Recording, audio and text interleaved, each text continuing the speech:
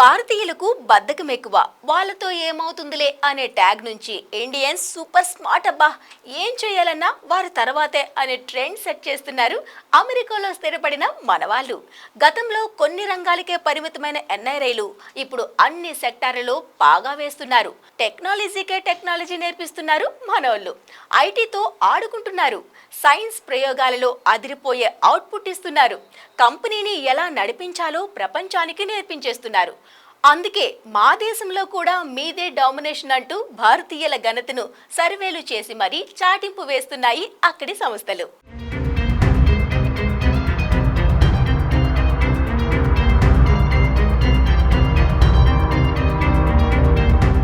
ప్రపంచ పెద్దన్న అమెరికాలో అధికారం వారిదే అయినా ఆధిపత్యం మాత్రం మనదే. డాలర్ డ్రీమ్స్ నెరవేర్చుకోవడానికి జాబ్లు చేయడానికి వెళ్లిన ఇండియన్స్ ఇప్పుడు ఉద్యోగాలు ఇచ్చే స్థాయికి ఎదిగిపోయారు. వలస వెళ్లిన దేశంలో బతకడమే కష్టం అనుకునే పరిస్థితుల నుంచి భారతీయులు అక్కడి సమాజంతో మమేకం అవడమే కాకుండా టెక్నాలజీ, వైద్యం, విద్య, వ్యాపారాల్లో రాణించి అమెరికన్లకు కూడా హెల్పింగ్ హ్యాండ్ అందించే పొజిషన్ కు వచ్చారు.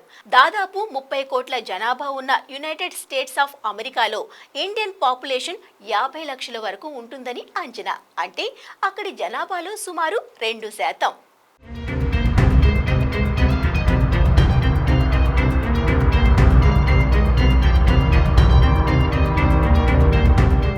ట్రక్ డ్రైవర్స్ నుంచి టాప్ టెక్నాలజీ కంపెనీల సీఈఓల దాకా భారతీయులు కనిపించని రంగం లేదు.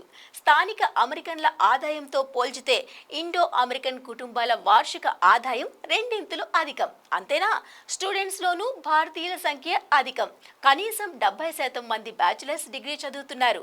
ఇండియన్ అమెరికన్స్లో పీజీ చేసిన వారు 40% ఉంటే లోకల్ అమెరికన్స్లో ఇది కేవలం 13%. వ్యాపారాలు, ట్యాక్స్ పే ద్వారా అమెరికన్ ఎకనమిక్ గ్రోత్లో కీ రోల్ పోషిస్తున్నారు భారతీయులు.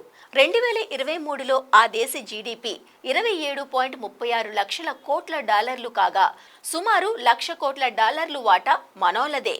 పన్నుల రూపంలో 30,000 కోట్ల డాలర్లు చెల్లిస్తున్నారు. అలాగే వివిధ యూనివర్సిటీల్లో చదువుతున్న ఇండియన్ స్టూడెంట్స్ ద్వారా ఫీజులు, ఖర్చుల రూపంలో అమెరికా ఆర్థిక వ్యవస్థకు సుమారు $330 కోట్ల వెళుతున్నాయి. ఇండియన్ హోటల్స్ నుంచి వచ్చే ఆదాయం $70,000 కోట్ల.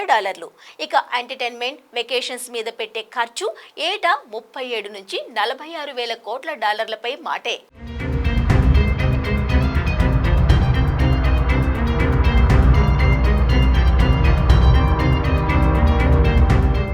అమెరికాలో భారత సంతతికి చెందిన వారు సుమారు 50 లక్షల మంది ఉంటే వారిలో మిలియనీర్ల సంఖ్య 2 లక్షల పైనే.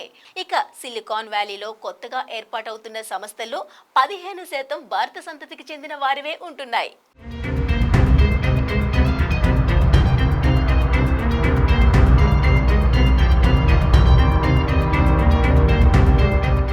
పలానా కంపెనీకి భారత సంతతికి చెందిన వారు సీఈఓగా సెలెక్ట్ అయ్యారు. విదేశాల్లో ఉన్నత స్థానాల్లో భారతీయుల నియామకం లాంటివి విన్నప్పుడు మొదట్లో ఇక్కడ ఉన్నోళ్ళకి ఏదో తెలియని కొత్త ఫీలింగ్. కానీ ఇప్పుడు అలవాటైపోయింది. టాలెంట్ ఉంది, మనోళ్ళకి కాకపోతే ఇంకెవరికి వస్తుందిలే అన్న ధీమా కనిపిస్తోంది. అలా అనుకోవడానికి రీజన్స్ ఉన్నాయి. ఇక్కడ పుట్టి పెరగబట్టి రోజు చూస్తుండడం వల్ల మనకు పెద్దగా పట్టదు. కానీ సహజంగానే భారతీయులకు కలివిడితనం, సింప్లిసిటీ ఎక్కువ. ఇక ప్రపంచంలో ఏ మూలకెళ్ళినా బతికే నేర్పు ఎలాగో ఉంటుంది. అందుకే east or west Indians are best అని అమెరికానే కాదు ప్రపంచం కూడా జై కొడుతోంది. లక్షల మంది ఎంప్లాయీస్ నుంచి వేల మంది మేనేజ్మెంట్ దిగ్గజాలలో నుంచి వందల మంది గ్లోబల్ చీఫ్ ఎగ్జిక్యూటివ్ ఆఫీసర్ల నుంచి ఏరికోరి మనోళ్ళని సీఈఓలుగా ఎంపిక చేసుకోవడానికి భారతీయులంటే ప్రత్యేక అభిమానమో మనపై వల్లమాలిన ప్రేమో లాంటివేమీ కారణాలు కావు. థింక్ డిఫరెంట్ కాన్సెప్ట్స్, క్రియేటివ్ గా ఉండడం, పక్కా ప్లానింగ్, ఇవే ఇండియన్స్ అసెట్స్. ఇంటర్నేషనల్ ఎరీనాలో భారతీయుల్ని సక్సెస్ఫుల్ మేనేజ్మెంట్ ఎక్స్పర్ట్స్ గా నిలబెడుతున్నాయి.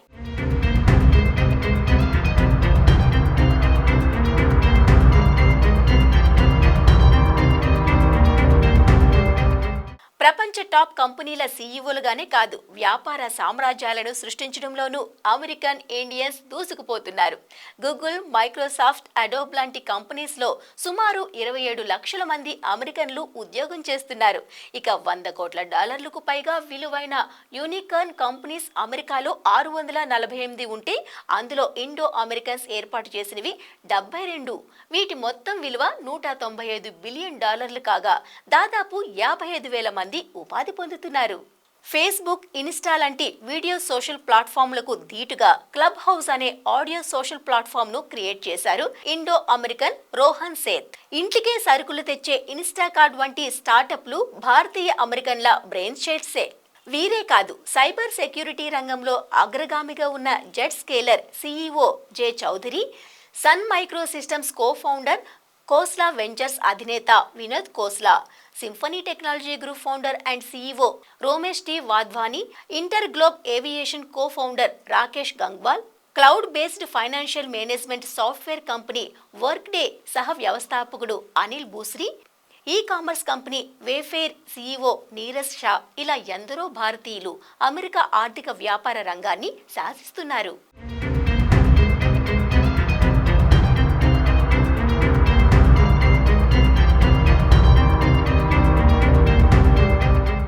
నిబద్ధత, సంస్థ వృత్తి పట్ల అంకితభావం, సింపుల్ లివింగ్ స్టైల్, నలుగురిని కలుపుకుపోయే స్వభావం లాంటివి భారతీయులకి సహజ లక్షణాలు. అందుకే కొన్ని వేల మంది పనిచేసే కంపెనీల్లోనూ మనోళ్ళు ప్రత్యేక గుర్తింపు సాధిస్తున్నారు. ఒళ్ళొంచి పనిచేసే తత్వం, ఎక్కడైనా బతికే తెలివితేటలు ఇండియన్స్ బ్లడ్ లోనే ఉంటాయి. ఈ రీజన్ తోనే పిలిచి మరీ అందలం ఎక్కిస్తున్నాయి టాప్ కంపెనీస్. అవకాశాన్ని అందిపుచ్చుకోవడంలో ఇదే స్పీడ్ కంటిన్యూ అయితే భవిష్యత్తులో భారతీయుల ఆధిపత్యం అమెరికాలోనే కాదు, ప్రపంచవ్యాప్తంగా కనిపించినా ఆశ్చర్యపోనక్కర్లేదు.